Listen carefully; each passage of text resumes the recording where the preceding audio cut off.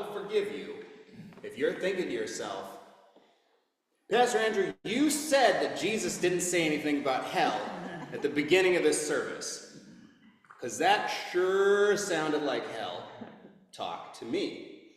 And I will forgive you for thinking that, but maybe I'll disabuse you of that notion by the end.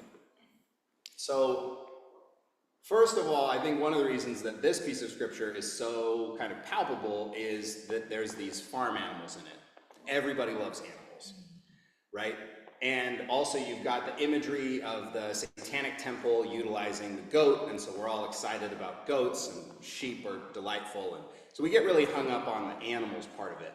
I did some research on why you separate sheep from goats, and it turns out that you have to give goats additional copper in their food in order to satisfy their nutritional needs, and sheep will die if they eat too much copper because it aggregates in their body and it will kill them. And that's like the primary reason, is a dietary issue to separate sheep and goats. Now, I did find out also that when goats fight, have you ever watched goats like play, right? They get up on their hind legs and kind of come down on each other. Well, sheep don't do that. When rams fight, they run straight on at each other. So if you think about this for a second, it's actually the goats that are more in danger because they're getting up and the sheep's like, bam, and just breaks their hip. So it's actually the goats that are in more danger than the sheep, which I found interesting because we've always assumed, well, it's those roughhousing goats that are really the problem, and we need to keep those bad goats out of the pen, but it's actually the goats that are in danger of that kind of harm. But I think we're distracted by the animals, honestly. I think that the whole point of putting that up front is just the fact of the separation. That there's something about these animals, because the other thing we can notice is that goats are pretty smart. Goats are very intelligent, they're very independent, they're down to just figure stuff out, right? They'll figure out the holes in the fence, they'll jump really high, they'll find other food, they can eat all kinds of stuff. They're more curious, right? They're more fun to do yoga with. And sheep, you know, they all stay together, they're followers, they just eat grass, they're kind of basic animals, really. And so I think we can be like, oh, but the goats, they deserve more kindness. They shouldn't be thrown into the pit of eternal fire and damnation. And I agree with you. I think the point is not the animals themselves. And we can spend too much time trying to dissect, well, does this mean that we're all supposed to be followers and not ask questions? Does this mean we're all supposed to eat the same things and not have diverse diet or diverse interests or whatever, blah, blah, blah, and spend way too much time on the animals? I don't think that's the point. I think the point is just noticing that there's something essentially different about these two creatures and separating them. But then you get into this question of, well, wait a minute. What is Jesus saying is the essential difference between these two groups? Is it what they are? No, because this is humans, right? This is a metaphor about humans. So what is this essential difference? It's acts of collective responsibility. It's care. It's literally recognizing your neighbor as yourself. And so we come back again that the center of this is, what does the God that I follow ask of me? What does the God that I follow ask of me? Now, don't get me wrong, there is eternal fire in this scripture. I looked it up in the Greek just to make sure. It definitely is fire that is everlasting. And there definitely is eternal punishment that is everlasting. And there definitely is the Diablo, which is in the Greek, and the Diablo's angels, right? It's the only time the scripture really talks about the devil and his angels. But the distinction about who's going to go there is not about dogma or belief or speaking the words. In fact, it has very little to do with what you say. It has everything to do with what you do, right? And the only other place where that word that's translated punishment in the New Testament shows up, it shows up here in Matthew 25, and it shows up one other place. Check this out. This is 1 John chapter 4, verse 18. There is no fear in love, but perfect love casts out fear, for fear has to do with punishment, and whoever fears has not reached perfection in love. That's the only other place that word, translated punishment, shows up in the New Testament. So we should take with a grain of salt any assumption that punishment should be a motivator for us, that our acts of care should be motivated by a desire to avoid punishment, because the scripture tells us directly that that means that we are not acting out of love. We know that fear is never a good motivator for right behavior, right? We learn this when we teach our kids. We start by motivating them by fear, and it lasts up until we can't see them and they can't see us. And then they go do exactly whatever they want to do. It is a real challenge to motivate your kids via care. And it is essential for their moral and spiritual development, to help them understand that when you do X or Y, the consequence of that is that you have broken trust with me. That I'm not sure I can trust you with those scissors, those matches, this piece of furniture, in this room in general. And next time I'll make different decisions. I still love you and care about you, but I'm not sure I can trust you with this. Now, of course, you see right there that there's a developmental expectation that someone's going to grow in their ability to imagine the future. They're going to grow in their ability to imagine a reality later where they won't have as many choices. The next time this won't be in the room. The next time you won't get paint. It'll be crayons. But I want paint, right? And that's the thing about responsibility. See, how many adults do you know who are terrible at taking responsibility even for their own selves? Let alone like taking responsibility for their home and access, taking responsibility for their neighborhood or their community. It's a thing that grows in us, that develops in us over time. We are born and we are all about us. We don't even know we're about us. And then over time, we grow in our sphere of responsibility. And that is not dependent on your age. I have met 7-year-olds who are far more compassionate and have a far bigger circle of responsibility than quite a few 20-year-olds that I've met. In fact, I think it kind of grows and shrinks over time. Hopefully we're moving in this direction most of the time. But then something happens, right? There's a crisis, there's some pain, and your circle shrinks, and all you can do is hold it together for yourself. And you can't do the dishes. You can't do the laundry. You need other people. Because right now, I'm just barely holding on. How many of you know what I'm talking about? Right? And so we know that it's flexible and it's fluid, but we know that our goal is to operate within a world, a community of overlapping larger circles of responsibility, so that as ours shrinks, we find ourselves inside of that circle of others. And in fact, we find that the more we're in the circle of others, it calls ours to get bigger as we recognize that reality. It's part of our development and our growth and our change. But I'll come back to, we really want hell to exist, right?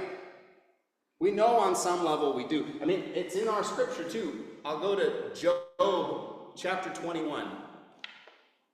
Now, I really encourage you, if you want to consider this topic more, to read all of Job chapter 20 through 23. It's really great exposition on punishment. But I'll just read from you out of the mouth of Job chapter 21. This is verses 7 through 9. Why do the wicked live on, reach old age, and grow mighty in power? Their children are established in their presence, and their offspring before their eyes. Their houses are safe from fear, and no rod of God is upon them. And he goes on and on and on, as Job tends to do if you've ever read the book. But we're mad that people can get away with stuff, especially when our circle of responsibility is so big and they don't seem to care. They seem to think that the law doesn't apply to them. They seem to think that other people will clean up their messes for them. They seem to think that it doesn't really matter if they waste your time or energy or steal your money or break trust, disappoint you, hurt you. And we want comeuppance because we are operating in the sphere of responsibility. We're covering, right? Love covers for the sins of others. Here we are covering and caring, and we want you to join us in this work. This is a human thing. It's not your fault that you want this. It's not your fault that you desire punishment. Here it is in our scriptures, the desire for punishment. Now, David has something to say about this in Psalm 37. I encourage you to read all of 37, but I'll just read a little bit of it.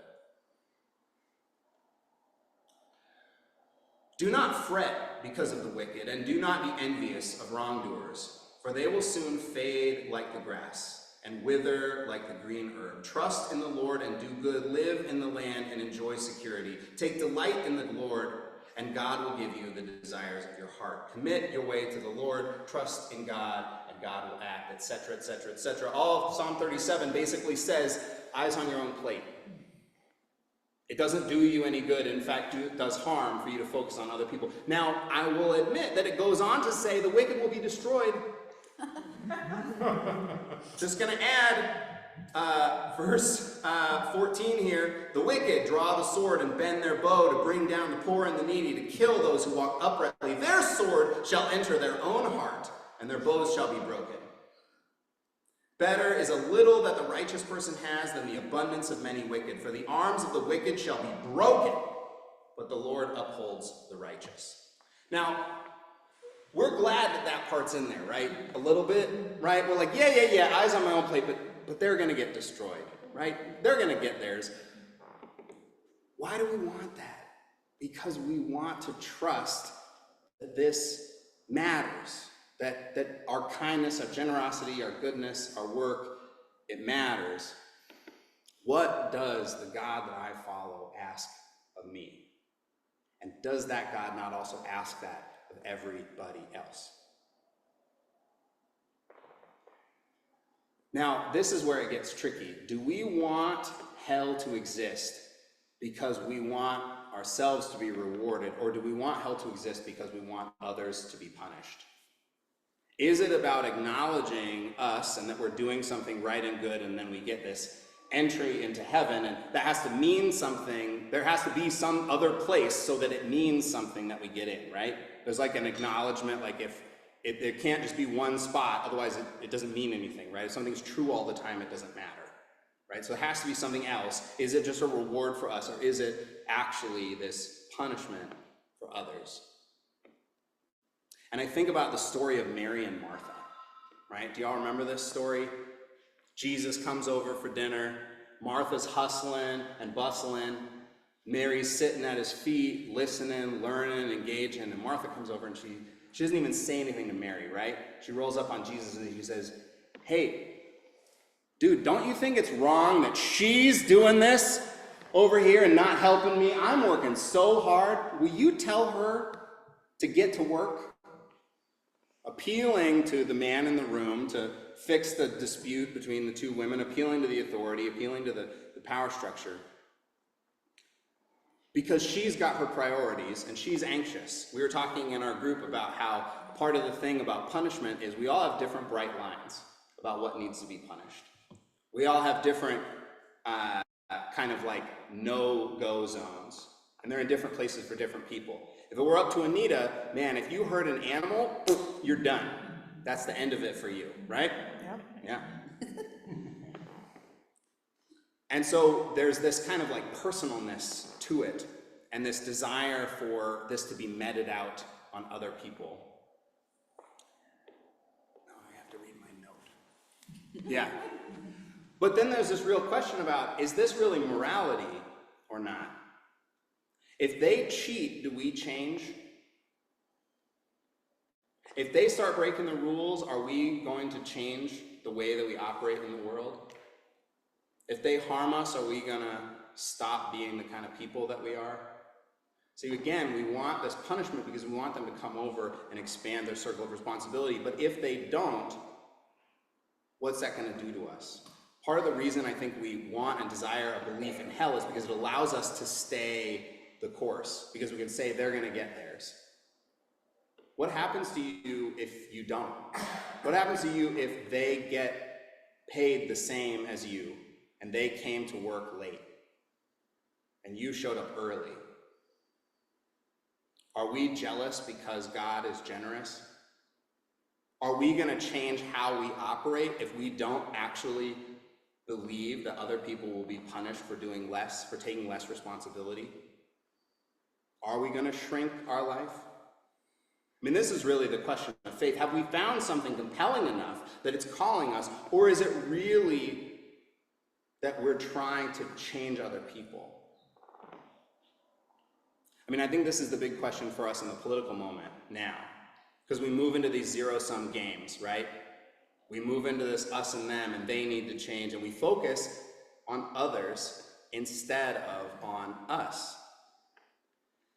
See, when I read this scripture, what I see is that when you utilize a framework of hell, it starts mattering a lot more to you what other people do and a lot less what other people need.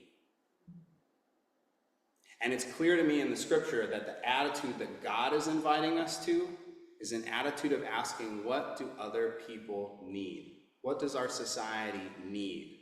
What does care look like? And our framework about hell either moves us into avoiding punishment and performing goodness because we want to, fire insurance, or into this judgmental space of paying way too much attention to what other people do and a lot less attention to what do they need. What's the gift I have to give? Because it doesn't say you did whatever you did for all of these. It just says whatever you did for one of these. And so are we cultivating an attitude of gift giving, of orientation to this God? Are our eyes on God? And this is the response that Job gets in chapter 22. In fact, I encourage you to read chapter 22 of Job because the response includes almost all of these things that Matthew identifies as these acts of care about nakedness and visitation and feeding and giving drink. Our eyes are called to be on God. And when our eyes are on God, they will orient us towards that movement of greater circles of responsibility. And I believe that this is what Jesus is in fact inviting us to in this scripture.